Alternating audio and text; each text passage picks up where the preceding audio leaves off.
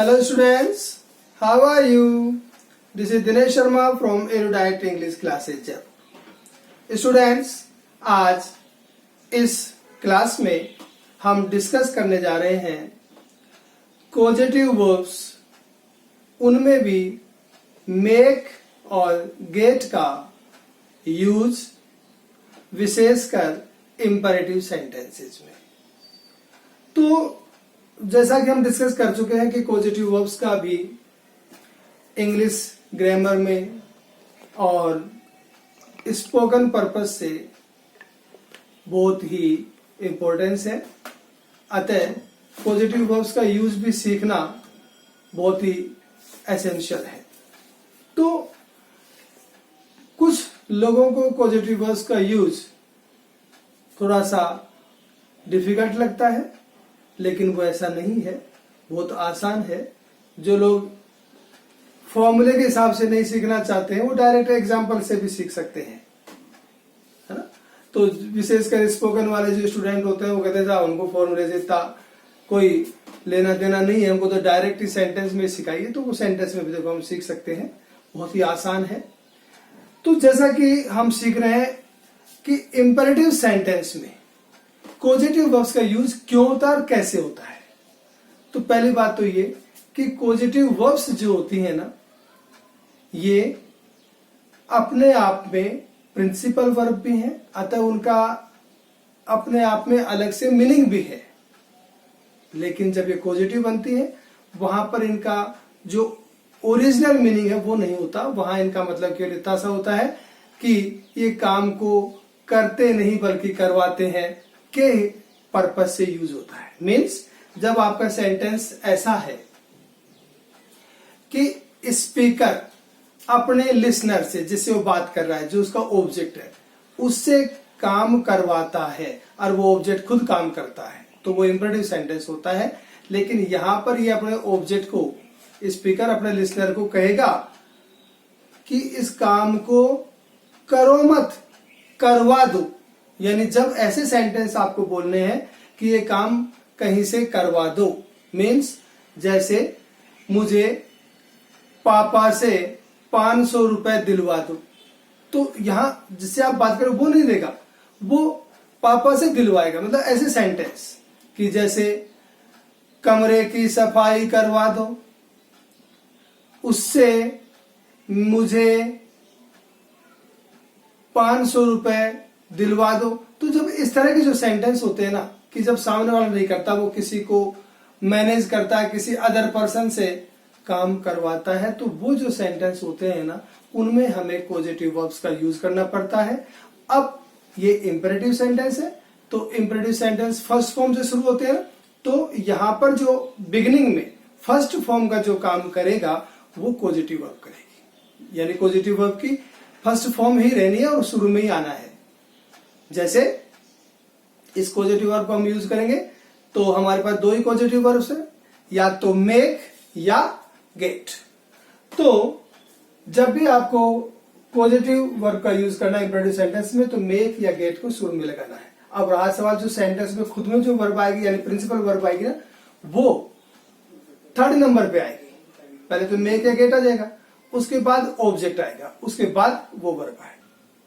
तो यहां पर हमें क्या करना है, इसको बहुत ही आसान तरीके से, कोई रूल्स की आवश्यकता नहीं है, आसान तरीके से हम इसको समझेंगे कि कॉजेटिव वर्ब्स को इंपरेटिव सेंटेंस में कैसे यूज करेंगे। तो दो इसके फॉर्मूले हैं। एक में तो ये होता है कि साहब पहले कॉजेटिव वर्ब्स, फिर जिस पर्सन से हम काम करवा रहे हैं, यदि उस पर्सन का यूज करना है, जैसे राम से पत्र लिखवाओ, मोहन से बेंचों को हटवाओ, मुझसे ये सेंटेंस बुलवाओ, इस तरह से यदि आप सेंटेंस बनाते हैं, मीन्स कोई पर्सन, मीन्स मी, हिम, हर, देम, राम, मोहन, सोहन, इनसे यानी किसी पर्सन से काम करवाते हो और उस पर्सन को आप शुरू में बोलते हो हिंदी के सेंटेंस में, तो फिर आपको कॉजेटिव में मेक का यूज करना है। यानी किसी पर्सन से काम करवाना है तो पॉजिटिव मेक का यूज करना, उसका सीधा सा तरीका पहले मेक लगा दीजिए, मेक के जस्ट बाद वो पर्सन राम, मोहन, हिम, हर जो भी है वो लगा दीजिए। उसके बाद जो प्रिंसिपल वर्ब आप सेंटेंस में है उसकी फर्स्ट फॉर्म का यूज करिए और उसके बाद जो रेस्ट पोर्शन है वो डाल दीजिए।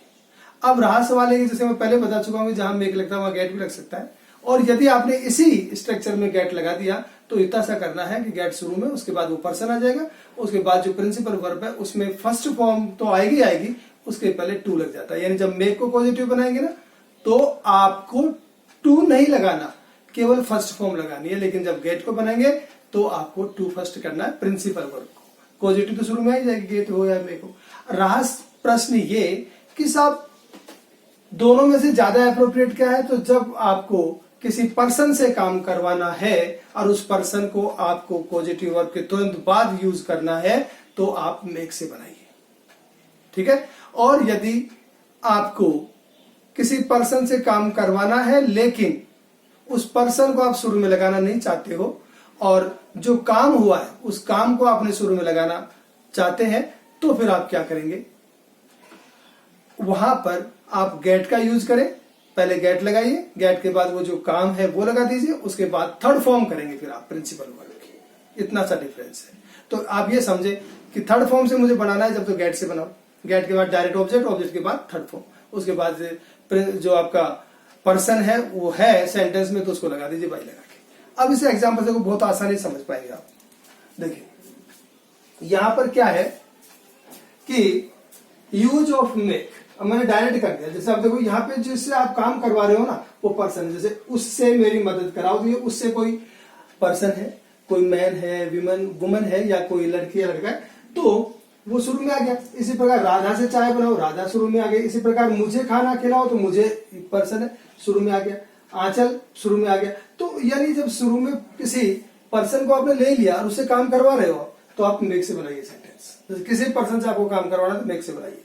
जैसे उससे मेरी मदद कराओ तो मेक हर, यानी उस हर को मेक करिए ताकि वो काम कर दे। तो अब यहां की जगह हिम भी हो सकता है, देन भी हो सकता है, मोर भी हो सकता है, राम भी हो सकता है। तो मेक हर हेल्प मी, यानी हर से मेरी मदद करवाओ, ठीक है। तो अब अगर राधा से चाय बनाओ तो मेक राधा को मेक कर दिया, मोहन से बनाओ तो मेक मोहन, मम्मी से बनवाओ तो मेक मम्मी, पापा से बनवाओ मेक पापा। तो मीन्स राधा से चाय बनवाओ तो मेक राधा, जो वर्बाली बनाना वो फर्स्ट फॉर्म, तो make Radha prepare T, okay. उसी तरह से मुझे खाना खिलवाओ, तो खाना तो मुझे ही खाना है ना, तो सामने वाला तो मैनेज ही करेगा ना। तो make me eat food, make her eat food, make him eat food. Anchal से इंग्लिश पढ़वाओ, मेक आंचल, यानी आंचल को प्रिपेयर करो, ये करे वो। Make Anchal teach English, make Ravi teach English, make me teach English. उसे समझाओ, उसे समझाओ, make him understand, make me understand, make them understand, make her understand. Means अब कोई लड़की है उसे समझाओ तो मेक हर अंडरस्टैंड, मुझे समझाओ मेक मी अंडरस्टैंड। तो ये आपने देखा कि बहुत ही अच्छा स्ट्रक्चर है। इसमें जब किसी पर्सन से काम करवाना है तो पहले मेक लगा दीजिए, फिर उस पर्सन को ले लीजिए, उसके बाद फर्स्ट फॉर्म कर दीजिए, ओके। अब इसमें कोई डिफिकल्टी नहीं होनी चाहिए, कोई प्रॉब्लम नहीं होनी चाहिए।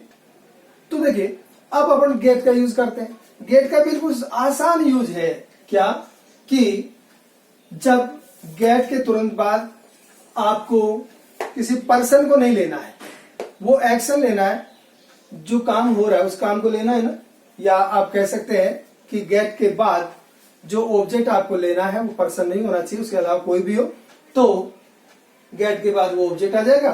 तो फिर उसके बाद फर्स्ट फॉर्म की बजाय third form of the verb का यूज होगा, है ना। और फिर जो तुम्हारा कोई पर्सन है तो उसको आप लास्ट में बाय लगा के लिख सकते हो।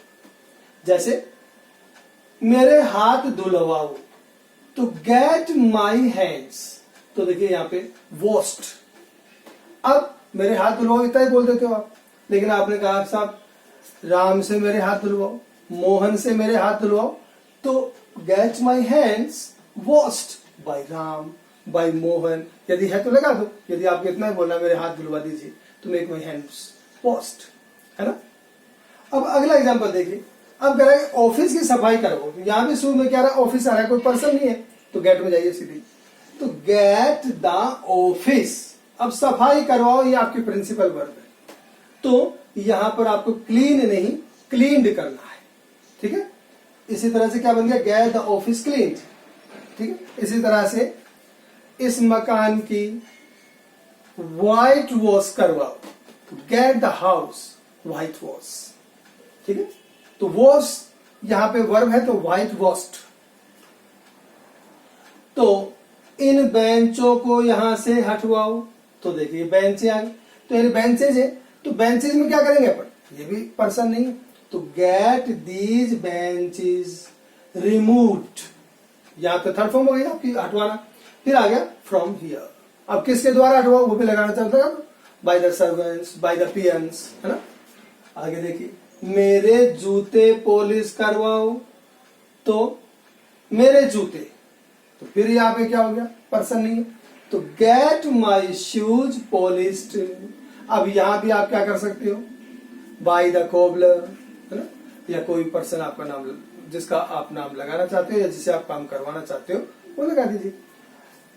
मेरे कपड़े धुलवाओ, तो गेट माई क्लोथ्स वॉश्ड, अब यहां फिनिश हो जाता है, कपड़े धुलवा दो। फिर भी आप वॉशर मैन से धुलवाओ, तो गेट माई clothes washed bye washer man. तो मीन्स ये आप अब अच्छी तरह समझ गए होंगे कि जब किसी पर्सन से काम करवाना है तो मेक के तुरंत बाद वो पर्सन ले लीजिए आप, उसके बाद तो फिर आपको first form of the verb का यूज करना होगा, है ना। और यदि आपको पर्सन नहीं लेना है, वो काम लेना है सेकंड नंबर पे, तो गेट से बनाइए आप, तो गेट के बाद वो जो काम है वो आ जाएगा, उसके जस्ट बाद आपकी third form of the verb का यूज होगा, और उसके बाद यदि कोई पर्सन था उसको बाय लगा के आप बाद में लिख सकते हैं। तो ये दो यूज थे। अब इसमें इतना सा हो रहा है कि इन सब में कुल मिला के कॉजेटिव का यूज और कॉजेटिव की फर्स्ट फॉर्म है, तो इंपरेटिव सेंटेंस है, तो इनमें आप प्लीज लगाएंगे तो कैसे बन जाएगा, उससे मेरी मदद करवाओ, तो please make her help me, Radha से क्या बनवाओ, चाय बनवाओ, तो please make Radha prepare T. अब इनको नेगेटिव बनाए तो इनमें शुरू में डोंट लगा दो, कैसे, don't make her help me, don't make Radha prepare T, don't make me eat food, है ना। नेगेटिव बनाना चाहो ना कि भाई उससे ऐसा मत करवाओ, तो डोंट लगा देना, और यदि रिक्वेस्ट दिखा रहे हो तो शुरू में प्लीज लगवा दो। कुल मिला के ये सेंटेंस पॉजिटिव ऐसे होते हैं इंपरेटिव में कि सामने वाले को कहेंगे इंपरेटिव और सामने वाले से खुद से काम करवाएंगे तो इंपरेटिव हो जाएगा, तब फर्स्ट फॉर्म से बनाएंगे, जो आपकी प्रिंसिपल वर्ब है फर्स्ट हो जाएगी। लेकिन जब सामने वाले से काम तो करवाएंगे लेकिन वो खुद नहीं करेगा, किसी से करवाएगा, तो जब करना नहीं है करवाना है, इस तरह के जो सेंटेंस आएंगे उससे ऐसा करवाओ, पापा से मुझको 500 रुपए दिलवाओ, तो make father give me 500 rupees, है ना। इस तरह से जो सेंटेंस होते हैं वो आपके पॉजिटिव सेंटेंस होते हैं। तो मेक से और हैव, गेट से, मेक से और गेट से आप जितने चाहें उतने सेंटेंस बना सकते हैं इंपरेटिव सेंटेंस, है ना। ओके।